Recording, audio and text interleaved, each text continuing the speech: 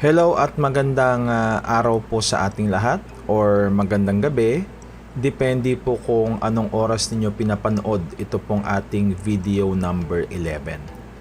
We highly suggest na kung kayo po ay nakarating rito sa video number 11 at kayo po ay beneficiary or di naman kaya ay stockist core team or franchisers, ay balikan po ninyo at panoorin ang video number 1 hanggang sa video number 10 para po maintindihan natin ang benepisyo at pagbabago ng buhay na pwedeng maihatid sa atin ng number 1 livelihood program ng bayan, ang Project Hope.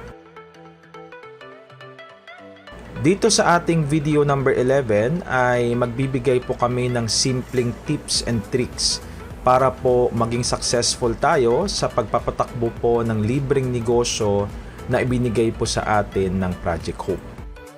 So ang ating first topic ay recap po ng system ng Project Hope na ang tawag natin ay Universal Income for All Filipinos. So ito pong recap na ito ay minarapat namin na gawin po dito sa video number 11 para magkaroon po tayo ng snapshot. Ang tawag nga po nila dyan ay bird's eye view. Ibig sabihin makita mo po kung ano ang nangyayari from top afar para masigurado na maintindihan mo po kung saan ka po lulugar at kung ano po yung mga bagay na kailangan mong gawin. So dito sa ating screen ay naka-outline po ang schematics kung paano po nag-work ang Project Hope at kung paano po ito nakabibigay ng universal income sa lahat po ng mga Pilipino. So pinakauna, syempre, nagsisimula po ang lahat sa atin. So bibilugan natin itong 1B at itong 1A kasi meron pong dalawang key partners ang atin pong programa. Ang unang key partner natin is ang atin pong government, yan po yung nasa bilog 1A. Kung saan po ang ating mga partners sa government ay nagbibigay po sila sa atin ng mga beneficiaries. So ating natutunan sa video number 2 na meron po tayong mga business owners at sa video number 3 naman ay meron po tayong mga non-business owners na mga beneficiaries. So ang atin pong government ay napakalaki po ng tulong sa pag-identify ng mga beneficiaries na pwede pong maipasok sa ating program. But you have to take note na kung wala pa po ang launching sa inyong lugar or natapos na, ay pwede naman kayo mag-refer personal ng inyo pong mga possible beneficiaries at under po yan sa tinatawag natin na Bayanihan Challenge. Ngayon, dito po tayo sa 1B. Dito naman pumapasok ang ating mga partners from the private sector. Ang tawag natin sa kanila ay mga national partners under po sa ating NDDP or the National Direct Distribution Program. So ito pong ating mga national partners na mga private sector, most of them are MSMEs, no? Mga micro, small, and medium enterprises. May mga ilan-ilan tayo na malalaking kumpanya, pero ang talagang tinututukan natin ay yung mga partner natin from the MSME sector.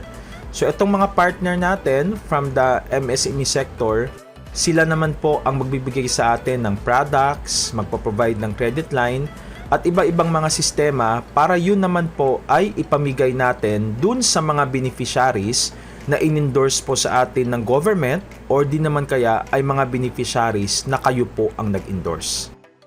So I hope klaro po yung ano na yan, yung cycle na yan. Ngayon, may dalawang pupuntahan po ang mga beneficiaries. Dito tayo sa 5B at sa number 6. Kung sila po ay mga business owners, ay syempre sasabak po sila sa ating bootcamp.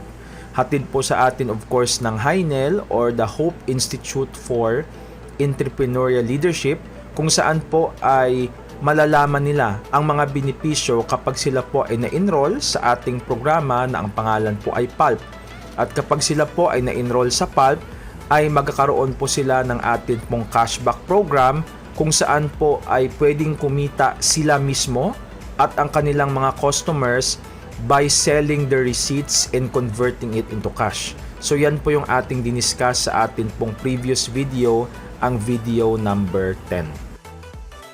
Ngayon, punta dito tayo sa item number 6, kung saan po kung sila ay mga non-business owners, ay i-enroll sila sa ating free negosyo program. So bibigyan po sila ng libreng WOF or World of Franchise na platform na atin pong na-discuss din sa ating previous na mga training. At syempre dahil sila po ay mako-convert na ngayon as a business owner, susundan po nila ang yapak ng ating mga business owners na beneficiaries. Papasok sila sa ating bootcamp training, a-attend sila sa ating pulp orientation, and of course mabibigyan sila ng cashback para sila po ay kumita din. So huwag kayong mag-alala kasi kung halimbawa hindi nyo po naintindihan ito pong aking pinapaliwanag, ay pwede lang po ninyong balikan at screenshot ito pong inyong nakikita sa inyong screen para po mapag-aralan ninyo at alam ninyo kung paano po ang process flow galing po sa Hope at kung paano tayo nakaka-provide ng universal income sa lahat po ng mga Pilipino. So I hope po na pag-aralan nyo po ito lalo't higit sa ating mga franchisers. Kasi ang ating mga franchisers, kayo po yung maglilibot sa iba't ibang barangay sa Pilipinas. Kayo po ang makikipag-usap sa ating iba't ibang mga partners. So kailangan alam nyo po ang process flow at kung ano po yung mga programa na nasa ating mga screen.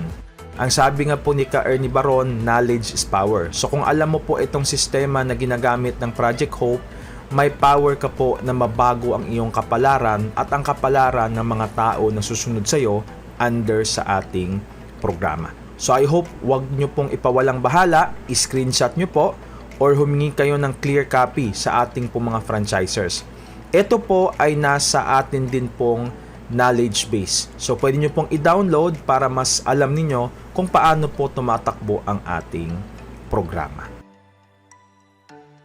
So ito po yung mga kakaunting tips na ibibigay namin sa inyo. Pinakauna po ay meron kaming ginawa na daily coaching playlist. So itong daily coaching playlist ay ginawa po namin para masigurado na hindi po kayo mawalan ng motivation.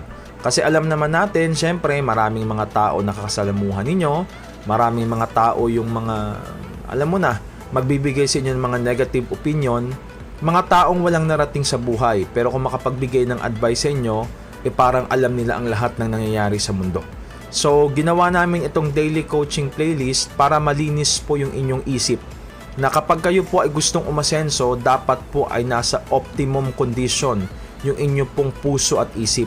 And the only way na ikaw po ay magkaroon ng optimum condition sa iyong puso at isip ay kailangan meron kang pong pagkain everyday.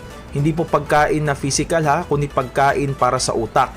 At ang pagkain sa utak na yan po yung nakalagay sa atin pong daily coaching playlist. Karamihan kasi sa mga tumitigil dito po sa Project Hope is yung mga tao na napapalayo po sa ating programa. Kasi kami po, matagal na po kami dito sa programa, hindi po kami nawawalan ng motivation kasi araw-araw syempre ito po yung aming ginagawa. So ang aming assurance is kung araw-araw ka pong manunood ng ating daily coaching playlist ay wala pong dahilan at hindi ka po makakaramdam ng pagod kasi everyday ay nakakondisyon po ang isip at puso ninyo para po sa takbo natin sa negosyo. So, ilalagay po namin ang itsura po ng playlist sa ating pong screen. Ayan po, nakikita ninyo. And we hope po na panoorin nyo po araw-araw kasi napakalaking tulong po ang maibigay nito sa inyo. Hindi po tayo nakikita araw-araw pero kung napapanood nyo po ang ating daily coaching playlist ay parang araw-araw na rin po tayong nagko-coaching. Pangalawa, ang tip namin sa franchiser para po mabilis ninyo na ma-recover ang inyong pong cash band at magkaroon kayo ng refund ay pwede nyo pong ibenta yung inyong freebies bilang entry point. So ano ang mga freebies na yan? So meron po kayong mga cards dyan, meron kayong mga vouchers at meron kayong product. Ibenta nyo po, pag-usapan natin at yun po ang gagawin natin na entry point para mabigyan po sila ng libreng account sa CCB. So we hope na makatulong po ito para makapagdesisyon kayo kung kayo ba ay papasok lang bilang core team stockist or maging franchiser. Kung halimbawa, inaalala nyo po ang cash band, may mga installment option naman tayo para po sa mga interesado talaga ng mga franchiser. Ang sabi nga po nila, kung gusto may paraan, kung ayaw ay palaging merong dahilan. Ang susunod na tip na ibibigay namin sa inyo ay ang tinatawag po na daily routine. So itong daily routine, it can be remembered by the acronym na SURE, no? S-U-R-E. So kung susundan mo po yung ating acronym na SURE every day, ay sure din po ang success mo. So ano po ang SURE na ito? So letter S, it stands for sharing. So mag-share ka po ng post from our FB page araw-araw at i-share mo ito sa timeline mo at sa iyo pong mga group chat. Pangalawa, update yourself. So panoorin mo po yung ating daily coaching video at i-monitor mo po ang target mo kung naaabot mo po siya araw-araw.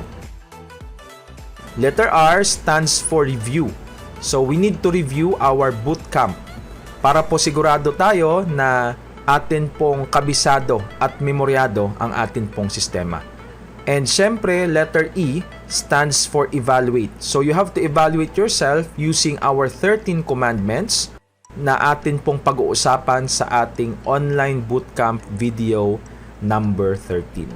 Ang promise namin mga kasama, kapag po sinundan ninyo ito pong ating routine araw-araw na siya rin pong ginagamit namin, ay malaki po ang opportunity na kayo po ay umasenso dito po sa ating programa. At syempre, matutulog ka. Tapos kinaumagahan, magigising ka. Kapag ikaw po ay gumising na, may dalawang tanong ka po na itatanong sa sarili mo. Unang-una, lumalaki na po ba ang grupo ko? At pangalawa, ay naabot ko po ba ang aking financial target? Kasi isa po sa gagawin natin sa atin po mga susunod na seminar, ay magkakaroon po tayong tinatawag natin na target setting. Kung saan tatanungin namin, ano po ba yung mga goals mo na gusto mo pong maabot ngayong taon? Siyempre, hindi naman po natin pwedeng sabay-sabayin yon at gusto ko po na ang goal natin ay realistic. Kasi baka pag sinabi ninyo, ang goal ko po magkaroon po ako ng eroplano. Hindi ka pa nga po nagkaroon po ng bike or ng motor, eroplano na agad yung target mo, imposible mo pong marating yon. So doon po sa dalawang bagay na yon, after mong gumising, ay magkakaroon po ng purpose at direksyon ang iyo pong araw. Kasi minsan, sa dami po ng ating ginagawa, nagkakaroon po tayo ng misdirection. Hindi natin alam kung anong ating gagawin. So pagkagising mo, after po magdasal, magpasalamat sa Diyos na kayo po ay nakagising na, ang pangalawang tanong sa sarili mo ay, lumalaki ba ang grupo ko at naabot ko ba yung aking mga financial target? So yun po yung kabuuan ng ating video number 11. Wag niyo pong kalimutan na panoorin po ang ating video number 12 kung ating tatalakayin ang isa po sa sikreto para umasenso or sinasabi nilang secret to success. Ang tawag po natin dyan ay the mask principle. So panoorin po ninyo and make sure po na makapag-take down notes kayo para po masigurado natin na kung meron tayong mga bagay na hindi naintindihan ay atin pong pwedeng mabalikan.